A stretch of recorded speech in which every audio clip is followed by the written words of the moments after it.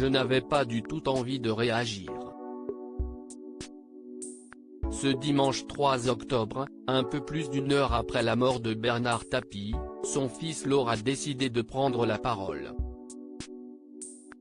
D'abord pour rendre hommage à son papa, décédé à 78 ans après 4 ans de lutte contre un double cancer.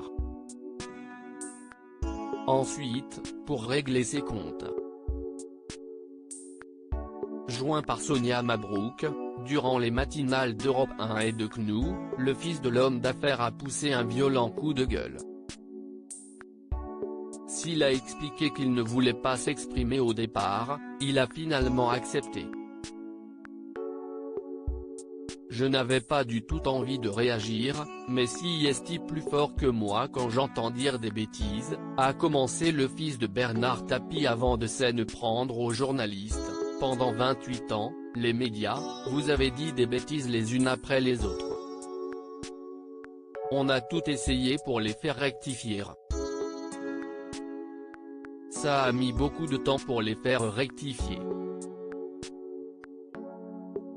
Interrompu par un bug technique, il a ensuite expliqué vouloir rétablir la vérité sur ce qui a été dit par la chaîne sur le parcours économique de Bernard Tapie.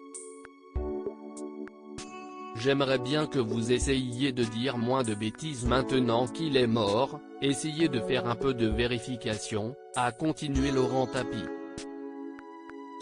Votre collègue tout à l'heure, sans doute ne pensait-il pas mal, mais il aurait dû réellement expliquer pourquoi mon père n'a pas pu reprendre Manu France et n'a pas lâché le projet.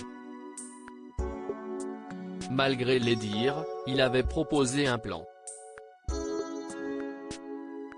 Très en colère contre le traitement médiatique réservé à son père, il a continué en demandant aux journalistes de comprendre que les entreprises qu'il rachetait étaient mortes, il a sauvé des milliers d'emplois et non pas supprimé des emplois. Est-ce que vous pouvez comprendre ça? Quand un chirurgien vous coupe une jambe, si est pour vous sauver la vie.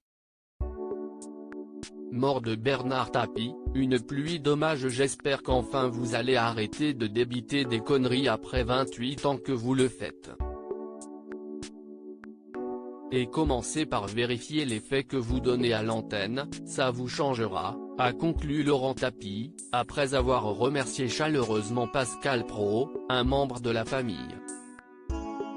En cette triste journée, plusieurs membres du clan Tapie ont évidemment honoré la mémoire de l'homme d'affaires.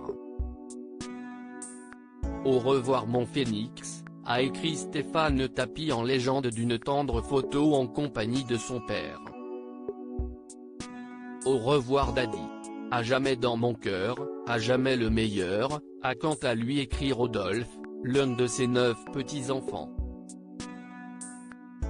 Comme eux, le monde politique, médiatique et artistique a voulu rendre hommage à celui qui aura vécu 1000 vies et qui est parti paisiblement, entouré de sa femme, ses enfants, ses petits-enfants et son frère, présent à son chevet.